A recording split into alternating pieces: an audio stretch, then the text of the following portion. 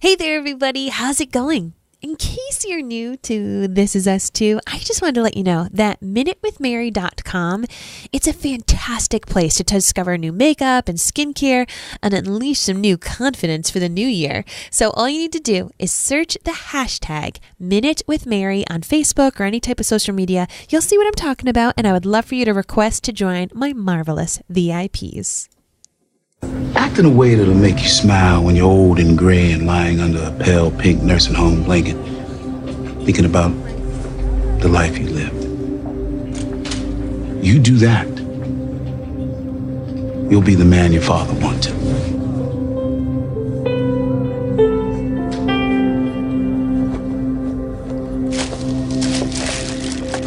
Hey, give us to your wives.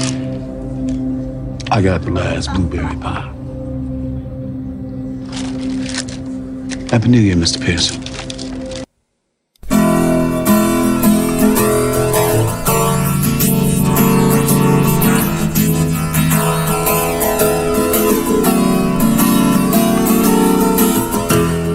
From Providence, Rhode Island, welcome to This Is Us Too. It's a podcast dedicated to This Is Us on NBC. So sit back, relax, and let's all have a good cry.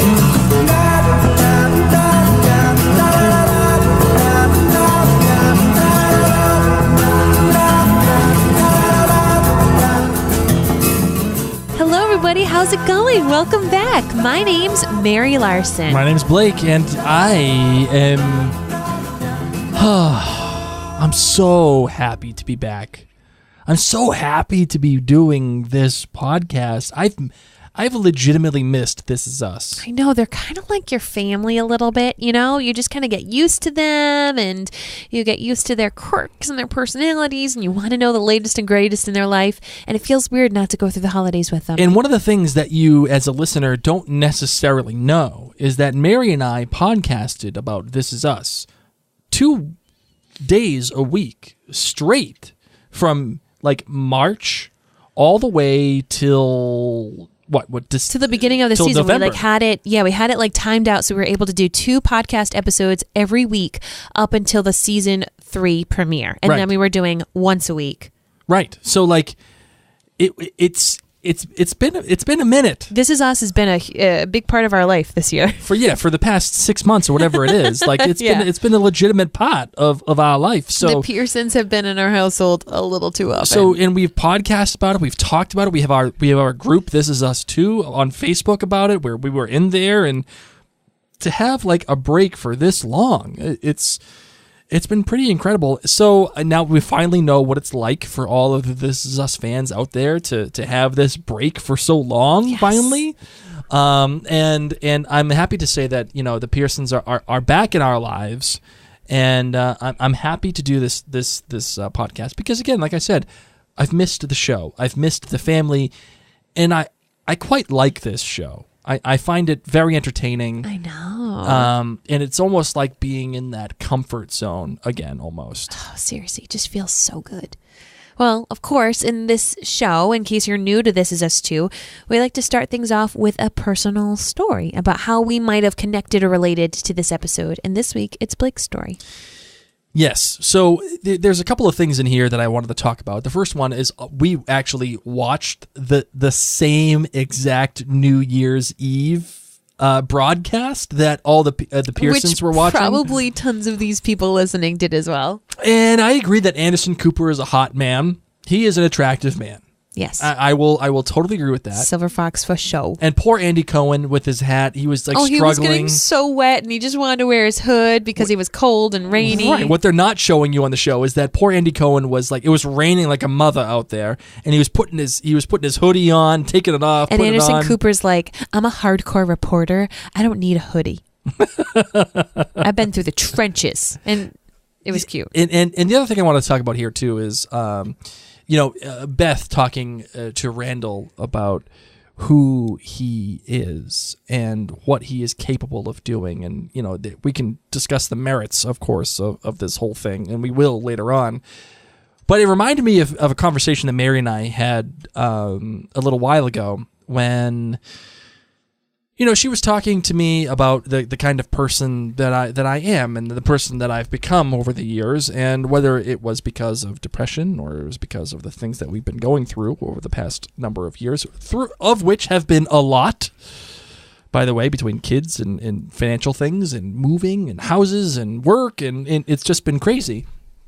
She said to me that, you're a little bit of a different person than what you were when we first met and when we got married, and it's not in a bad way, it's not in a mean way, it's just things are different for you now, and you as a result have become a little different. And the reason why I bring it up now is because when Randall hears like that from Beth, essentially he takes it into his own hands and says, you know what, my family's more important. My love of my wife is more important. We've been doing this whole thing with the whole, campaign, whatever, but it's not worth my wife. It's not worth my children. It's not worth all this stuff. My wife and my children are what make me great. And when that happened in this episode, again, we can debate the merits of the writing of this episode all you want, but when this happened, it really touched me, because I remember as soon as my wife said that to me, not too long ago, by the way, I remember thinking, wow, for some reason it just struck me. It struck me very hard. And I remember thinking, it's time to man up here a little bit. It's time to grow up a little bit, and not grow up, but it's just time to get priorities straight here a little bit and be the man that I am, and be the man that I can be, and be the man that my wife married, and there's no reason why I couldn't be that man. So it's time to get on with things.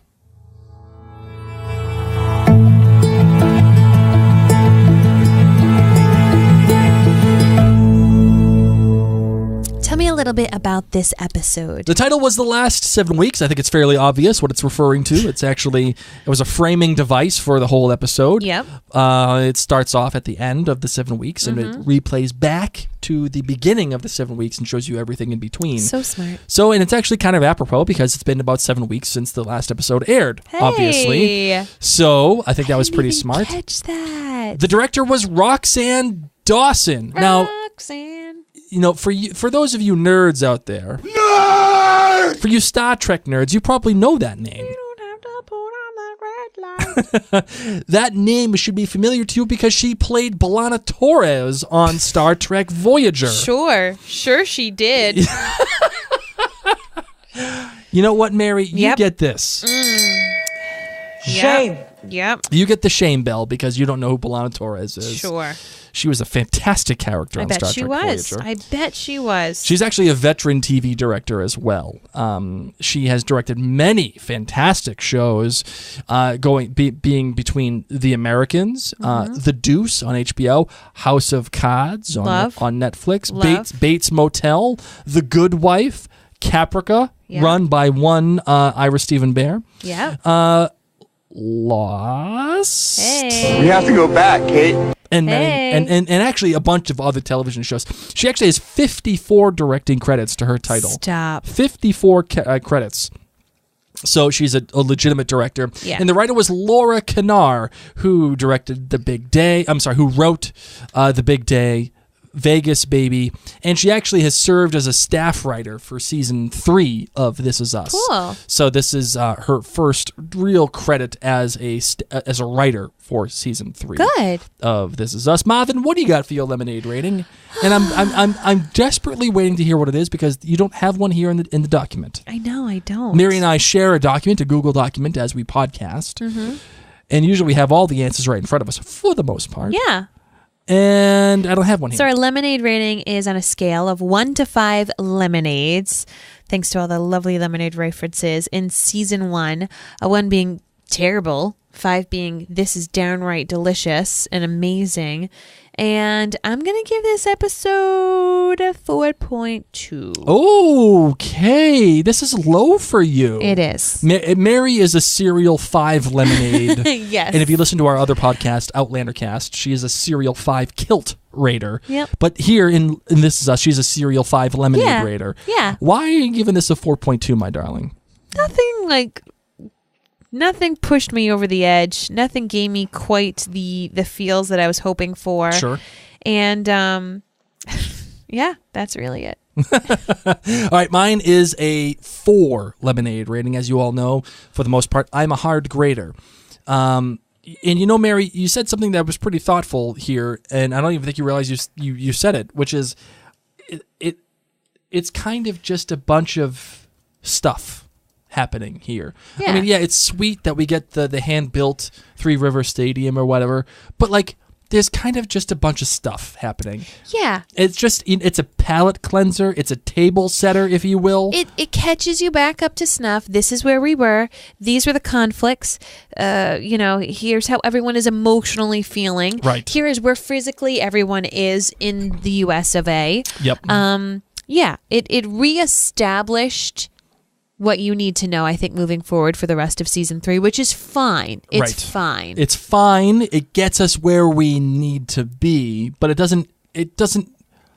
moves things forward, but only in a way where it just establishes everything. Correct. This was definitely an establishing episode. Right. So going into that, we're going to talk about our GBGs, our goods, our bads, and our greats for the episode. So my good was the veteran affairs woman throwing some serious Game of Thrones knowledge. Nerd! And we have one more soundbite you need to play. What's that?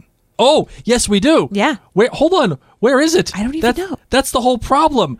Oh, here it is. You know nothing, Jon Snow. I mean, I've been loving Kevin a lot this season. Yes. And for him, like, trying and being like, oh, and then Joffrey, and that lady was like, no. No, you have no idea. No. Joffrey was the son of Robert Baratheon. Because that's what would happen to me in real life. I would have been that Veterans Affairs woman. No, that did happen to you in real life. Tell the story. Okay. Tell the quick story. Okay. So in case you guys missed it, at least for us streaming through the NBC app on Apple TV, there was a great advertisement for How to Train Your Dragon 3, the final movie in one of the most amazing animated series of all time. Okay, it's coming, guys. It's coming.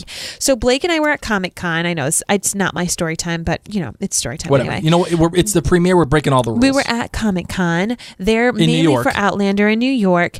And what do you know? There was time for the How to Train Your Dragon panel. So we went, and I may or may not have gone like a real-life scavenger hunt to find exclusive prints from the show, finding people in Viking hats. There may or may not have been, and it may or may not be hanging in our studio right in front of us right now. So needless to say, like, we love these movies mainly because of our kids. Our kids love these films. It is traditionally meant for younger people. Okay, it's a cartoon about a guy that rides dragons. It's not just a cartoon, but here's the debate: is Toy Story 3 or How to Train Your Dragon, or Toy Story or How to Train Your Dragon better franchise? Think about it.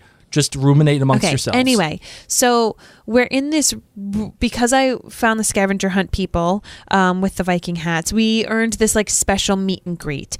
And everyone else at the special meet and greet who earned it was in cosplay clothes. They were of the right age demographic. Straight up nerds they were, like, that grew up hardcore. with it. Yeah, like they 100% were like How to Train Your Dragon fans and showed it. Blake and I just like normal people. We weren't dressed up anything special. And then all of a sudden, while we're waiting for Jay Baruchel, who's the voice of Hiccup, of the lead character, to come out, people were like, "Oh, how can Toothless fly without Hiccup? Because he can't. He has this special tail." And then someone was like, "Oh, but wasn't there this one time when Hiccup made him a tail that helped him fly without him?" And people were like, "I don't remember when." And I step up a in front of these 36-year-old nerds, woman. in like normal person clothes. I talked to these cosplay players and I was like, "Don't you remember? It was the Snoggletog episode. It was the Snoggletog present that Hiccup made for Toothless." And they all looked at me like I was the biggest nerd. So basically, what this woman did, throwing her Game of Thrones knowledge. Hold on, Mary gets this.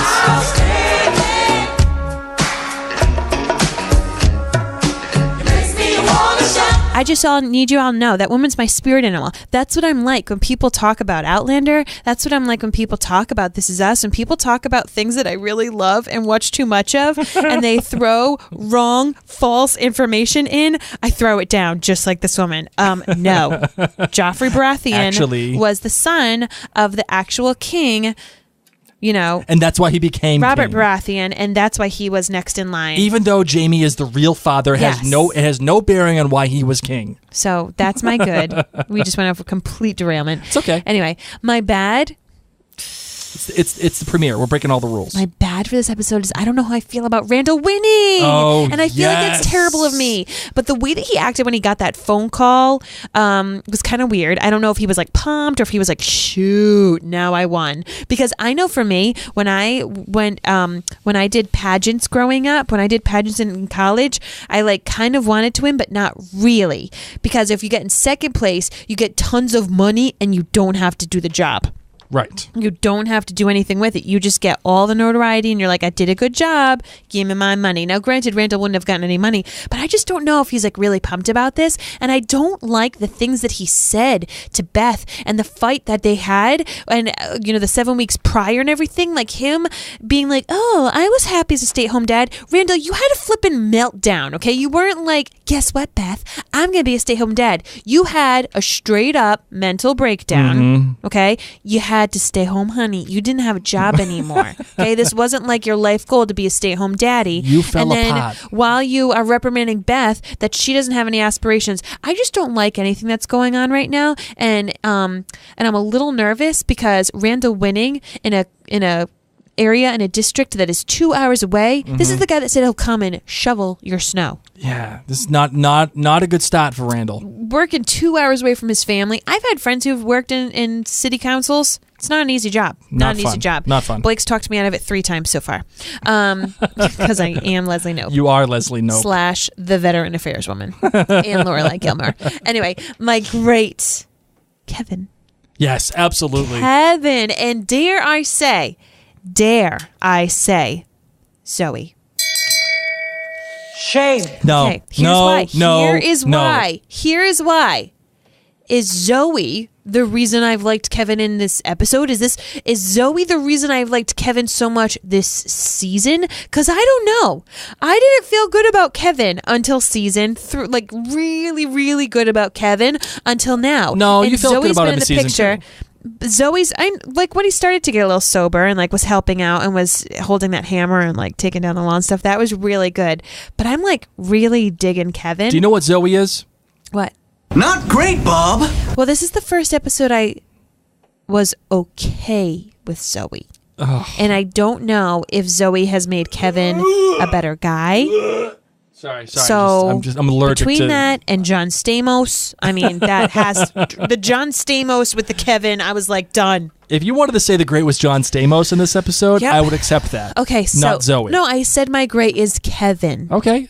Dare I say? You also brought Zoe into the conversation. She's in it right now. She's in it. All right. Right. How about you? Your GBGs, and hopefully they don't take as long as mine. My good. Because the episode is... It's already 18 minutes in. Yeah, over halfway done. The Just good, the GBGs.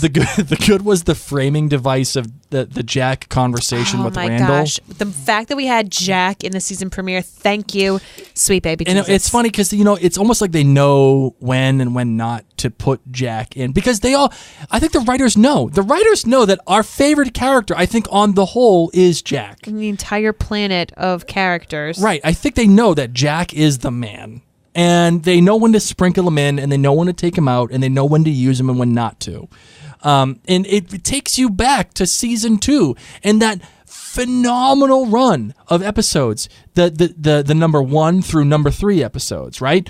It's just a fantastic run, and it takes you directly back to that when in number 3 Jack and Randall go back, they go visit Howard, and they go to Washington, and the whole thing, and the conversation between the two about Abraham Lincoln looking at Washington Monument, and Dad wasn't finished till 22 years later after Abraham Lincoln. The whole thing, so good. Excellent. I loved that framing device because it sets up narratively the whole episode and everything.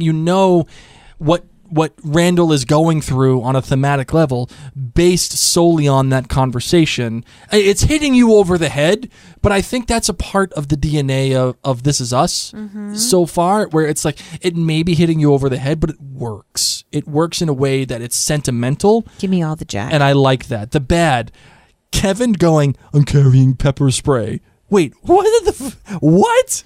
What? It was so awkward. It was guys. so bad. It was just random, and I'm carrying pepper spray. I just thought that was so stupid. So awkward. All right, and the great. And here's the thing. We just went ahead and said that this episode is kind of a bunch of stuff happening. And that's not wrong. But what it does and why this part of it is great, and I think this is a valid debate. It kind of sets the table for the rest of the season, and it is,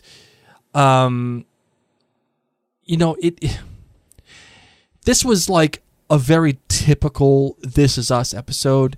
It walks on the line of sentimentality. Yep. It features its characters. It has a bunch of it's emotionally manipulative in certain ways. It is fairly well written. It is extremely well acted, and it's like eating chicken.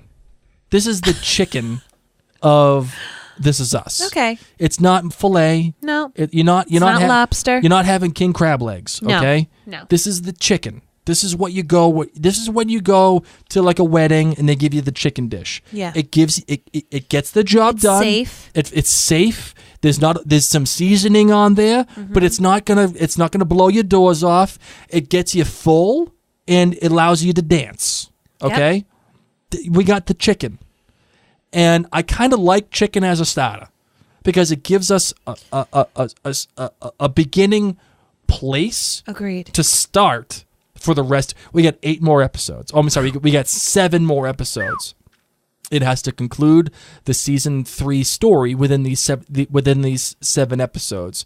And this season, I think, has been a culprit. A culprit of this season has been giving us a bunch of filler. It's been giving us a bunch of chicken, and I'm ready to start getting to the filet. I'm ready to start getting to the... I'm hungry. I'm kind of hungry too now. I want Taco Bell now. You want Taco Bell? You want Taco Bell when we're talking about king crab legs? Are you out of your mind? Nope.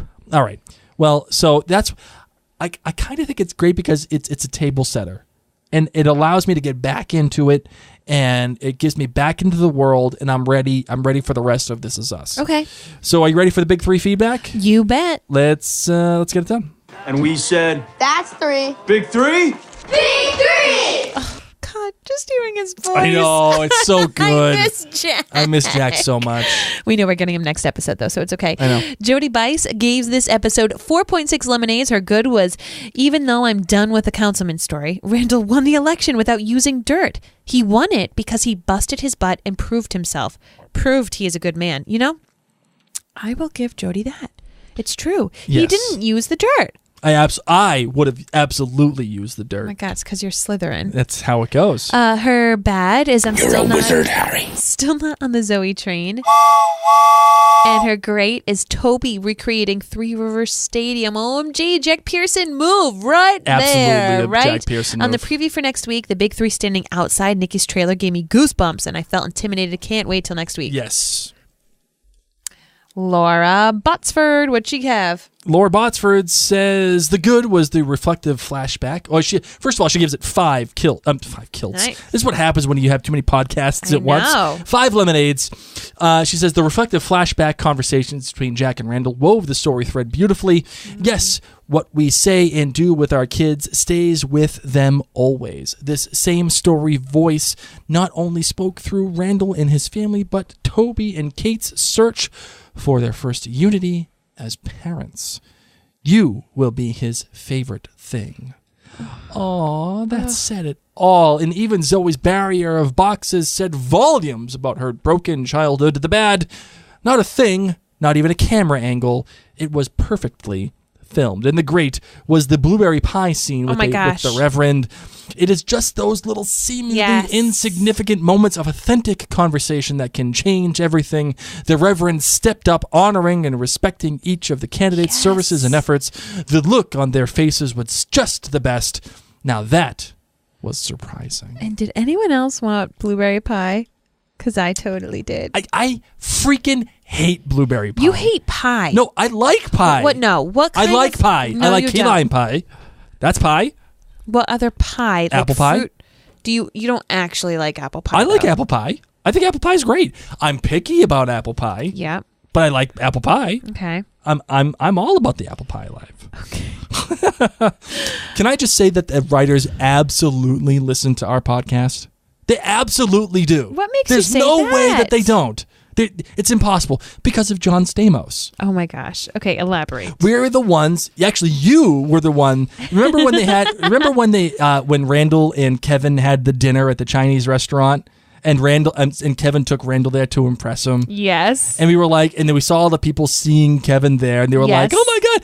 And you said it would be like me seeing John Stamos at Yes. a restaurant. And then all of a sudden, Kevin just happens to have a keychain with John Stamos' Yep. picture on it. Yep. Come on, please. If the someone's writers, listening, hi. the writers Laura Kanar is a fan of This Is Us Too. There's no way she's not. Oh my gosh, Blake. There's You no are way so that humble, she's not. So humble. All right, so the recap. What did you think about the whole structure of this episode, Mary, with starting at the end and then going back to the beginning? It reminded me a lot of West Wing in a lot of ways. West Wing and Aaron Sorkin, who was the writer for West Wing, uses this device a lot. Okay. And some say to its detriment. Some say that it's an actually interesting device. I don't really watch West Wing, so I can't.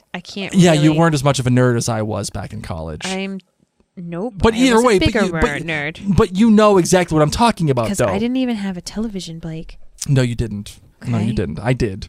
I had to go to the student lounge. They definitely weren't watching West Wing in the student lounge like I was. We used to have huge West Wing parties when I was in college. Yeah, we didn't have those. I lived in the honors dorm. No joke. Such a dork. It was like alcohol free, and it was a fun Yeah. It was a fun sponge dorm. That's what it was. Where's a fun sponge mean? I was in it. It's soaks up all the fun. It's a fun sponge.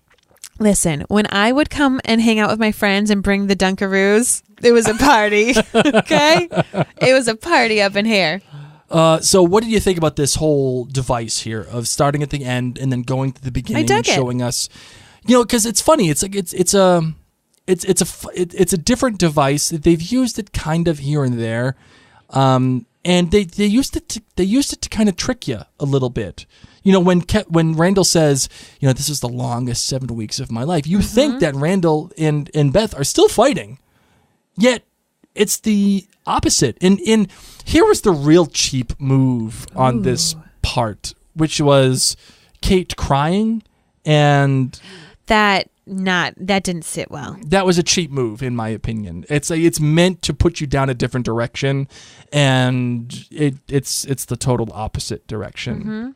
You know what I mean? Because I feel like I just feel like that was disingenuous. The one part I liked about it was actually Kevin and Zoe and being like, oh, maybe I should stay back here and have some space. Like, I feel like that was a real natural thing for people to say. I feel like that's a real Yes. natural thing for couples. I to really actually go loved through. that moment with Kevin. I agree. Like, I felt like this is what I would do.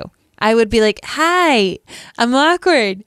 What am I supposed to do right now? Are Right. we not talking? Are we talking? That's pretty much me. I don't know. How do you feel? Are you happy that Randall wins? Are you happy that we're still kind of continuing this? Are you? I'm not happy. I'm not happy he won. I don't think that this is a good choice for his relationship. I don't know if this means that Randall and Beth and everybody's going to have to move. I mean, 2 hours is a long drive. On the flip side, maybe that's what propels them both to becoming their best selves. I mean, we have not yet seen how Beth becomes this dance career person. Yes. So we don't know necessarily where that is. Now, the kids are in a great school system. Randall does own a building. He could possibly move there and like have a great cool master suite and chill out there, but would he really uproot his family? So it's this 2 hour distance that is really making me a little nervous. I Right. don't know what that means for the Pearson family. And I think on a writing level, what frustrates me is that we spent half this season with Randall and the election process, and it gave us a legitimate conflict between both he and Beth, right? And then all of a sudden, Beth just decides, I needed to support you because he watches freaking Fuller House with his kids. Yep. Like, it feels cheap. It feels like it feels like this whiplash change because that's exactly what the plot needed it to be. It didn't feel like I will say that the change of heart, I think, is a natural thing. I think when you see, as a spouse, your spouse doing things and you don't necessarily agree, but then all of a sudden you kind of see why it's happening, I think as a spouse you're allowed to change your mind. I think you're allowed to say, oh, that probably wasn't smart. Oh, are you speaking from experience? Absolutely speaking from experience. I know you are. I have proved you wrong so many times. I know. I totally agree. So what I'm getting... Blake, you are. What?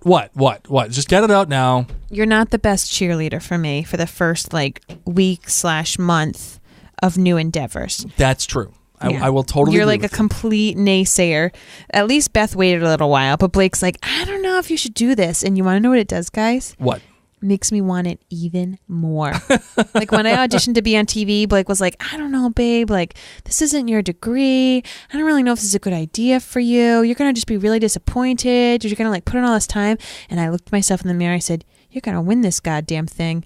You don't necessarily need to be on TV forever, but you're going to prove that man wrong. And you know what? You were right. And actually, I learned a big life lesson from that. You didn't, because then when I joined Unique and started Minute with Mary, you were like, babe, I don't know if this is a good idea for you. No, I didn't say that. I definitely did not say that. I don't know if you need one more thing on your plate. Well, I did say that because I know you and I love you. And you jump in, you get overwhelmed. You do. And I said to you, because you get overwhelmed, sometimes you do have a tendency to quit things. And I said, if you're going to do it, but don't quit. And I did it. And you didn't, and now you're a freaking rock star. I'm just saying, I laid out the things that were in front of you. And I didn't say you couldn't do it. I said, I just don't want you to quit it. I know. But here's what, so I kind of get where Beth is coming from and changing her mind, but it happens all of a sudden like that. And then it's like, okay, Randall gets everything he's ever wanted. He wins the election. All I ever wanted. He has his kids. He has his wife. They all support each other. They're going to church. They got blueberry pie and watching Anderson Cooper, and everything's happy-go-lucky and the world's right again.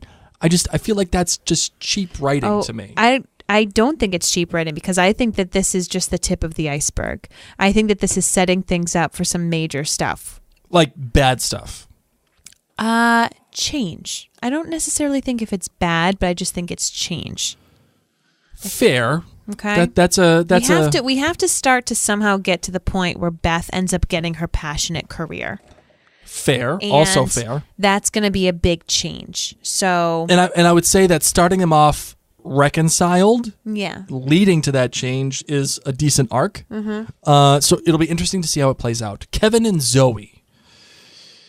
Where are we on Kevin and Zoe here? I mean, so confused. I like the fact that they kind of they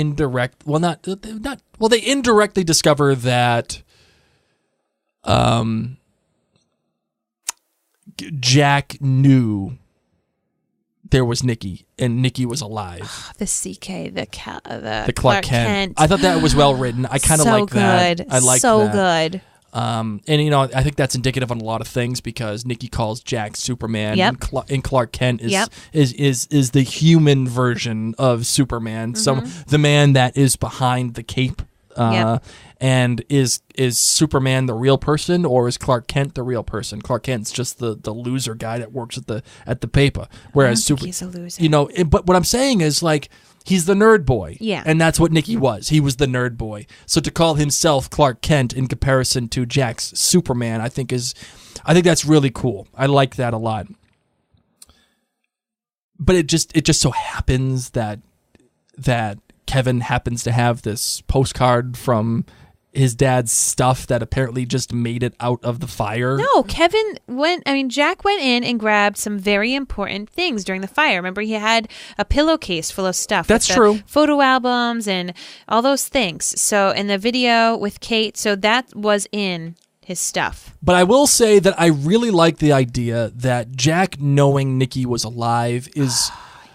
Because as much as I didn't like this twist of Nikki being alive, it's got some real world flavor to it that Rebecca's going to be like, oh, I know. This is going to be big time for Rebecca. And Jack knew that he was alive. And now his kids have to bear that burden. Yep. His kids have to figure that out. that perfect Jack Pearson Right.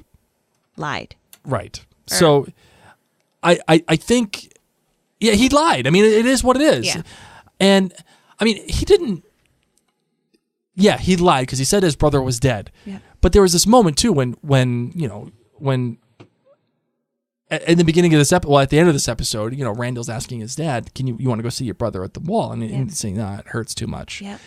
That's not a lie. Maybe it does hurt too much. Maybe it does hurt Jack too much that knowing his brother is alive and he's willfully and knowingly Yep. ignoring his brother. I think that may hurt too much. How did you feel about the whole transition of being super happy and lovey and we're going to move in with John Stamos to all of a sudden Kevin being like, this is not good with Zoe, like having these issues of being like, should we really be together? I didn't like that he seemingly got upset that she broke up with her boyfriend over email. Like that to me didn't make sense because I'm like, Kevin. I could kind of get behind that. I'm not going to lie.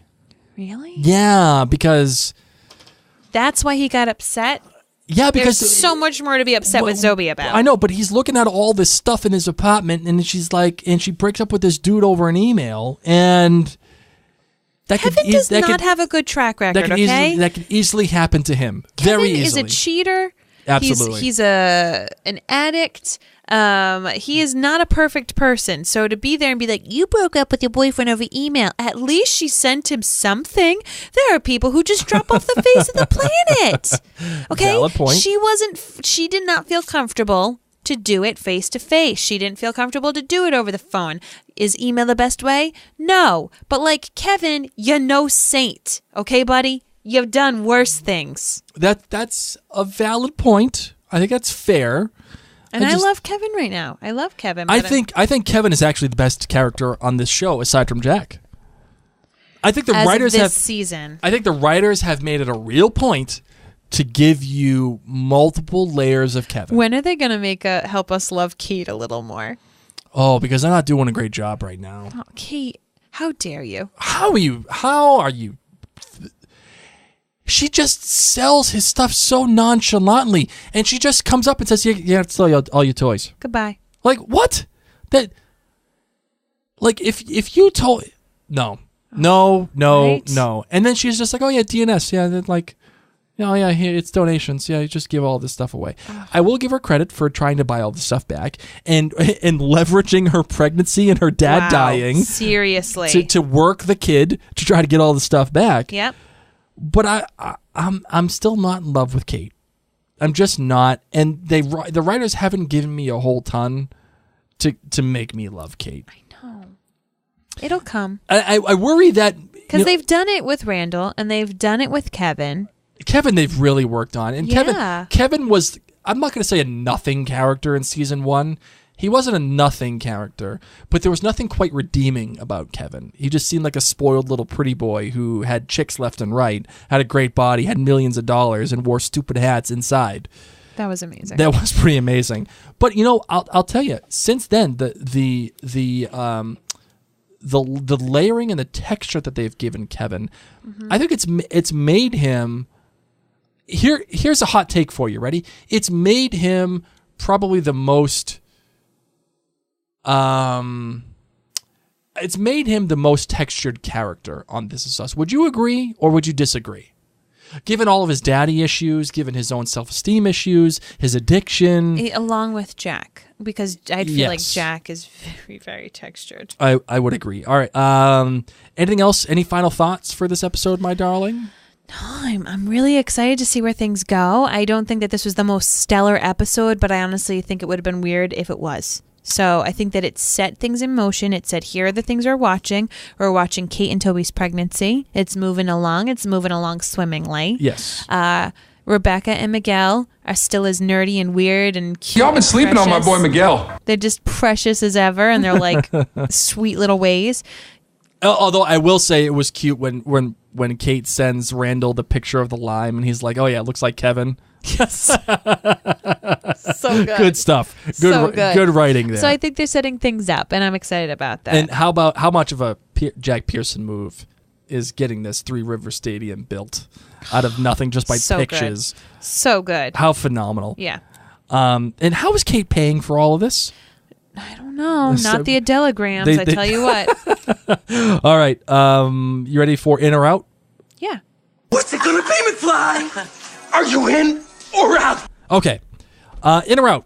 Kate selling Toby's toys. Out. I'm way out on this. Dumb you Kate. don't touch a man's action figures. Dumb. There's a difference between action figures and toys. In or out? Kate buying all the toys back on eBay with what money? Out. Way out on this. Where's your money, Kate? How are we doing? How much credit card debt? Do you need to listen to Dave Ramsey? The total money makeover. She's going to Seriously. school, apparently. How is she paying for all this? No, with Toby's money. Poor Toby's like, thanks for buying it back. Oops. You're buying with my own money. Thank you. In or out? The structure of this episode, starting on election night and then going back only to go forward. I liked it. I liked it too. I'm not going to go as far as saying Chris Nolan-esque, but I like seeing the ending. It created drama. It created a little bit of tension. Yeah. It showed you one thing and then gave you another. Yeah, I which dug it. I'm kind of into that. In or out? Beth giving into the election after one night of Fuller House.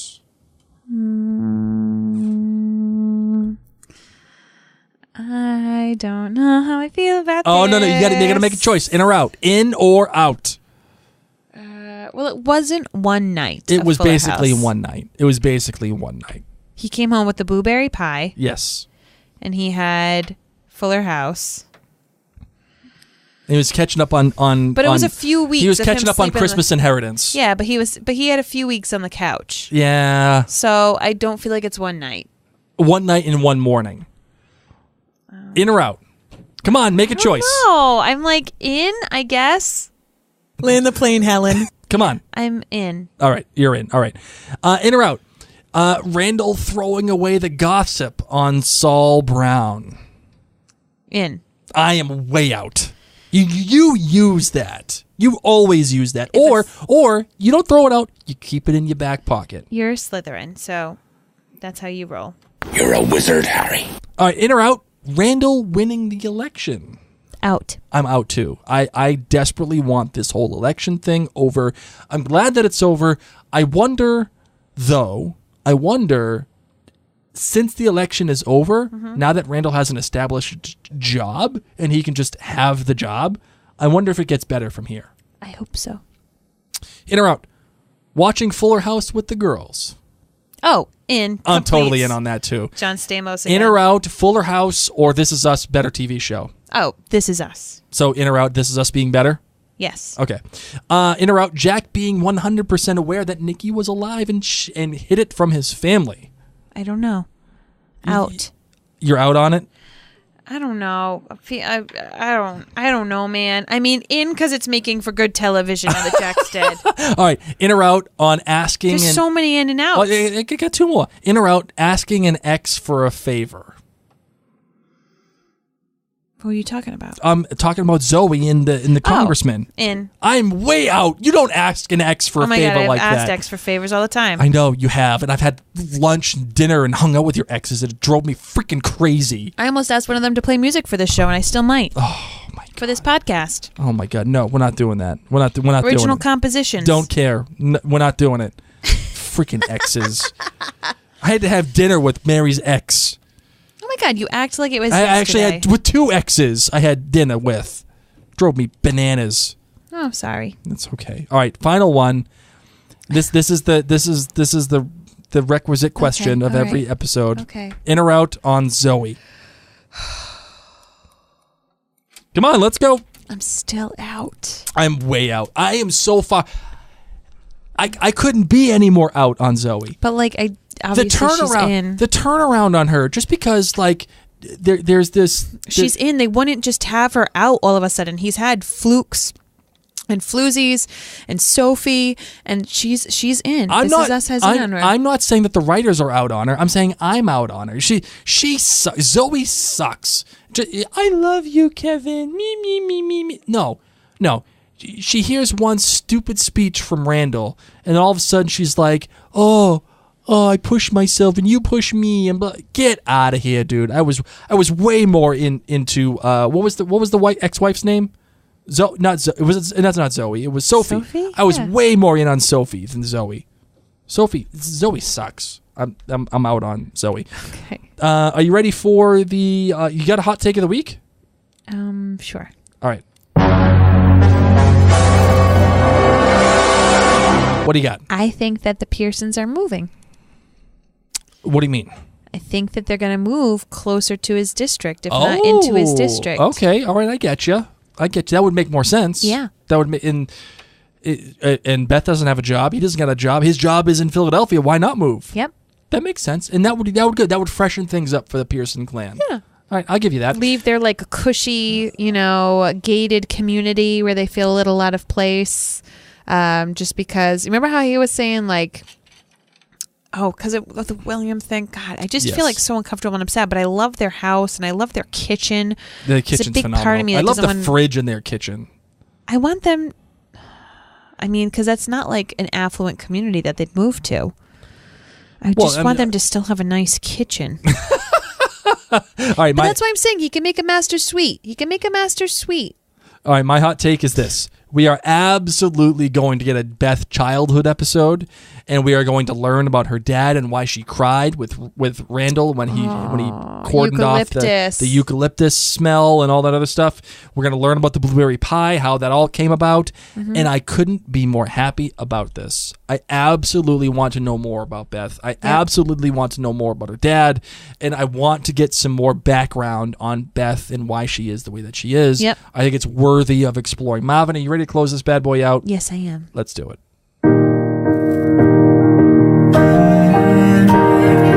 Thank you all so much for listening, and welcome back to This Is Us Too. If this is your first time checking out our podcast, come on back next week. We always have loads of fun, and make sure that you join our Facebook community. Tell them more about it, Blake. You can reach us at This Is Us Too. It is a group on Facebook. You get to interact with not only myself and Mary, but all the other This Is Us nerds out there, and you get to just hang out. It's a fun time, man. We're there having a good time. Now, if you've been a longtime listener of This Is Us Too, we would love it if you could take a moment to write a review in your podcast app of choice. This week, we want to thank Helio Blanc, who says, I listen to many podcasts, and Mary and Blake's This Is Us Too is my favorite. Well, maybe tied with Outlander Cast. Oh, thank you. Their podcast covers everything from the creative and technical structure of the show to the way it relates to their own lives. Listening to this podcast truly feels like kicking back with old friends. Thank you. Talking warmly about your favorite show.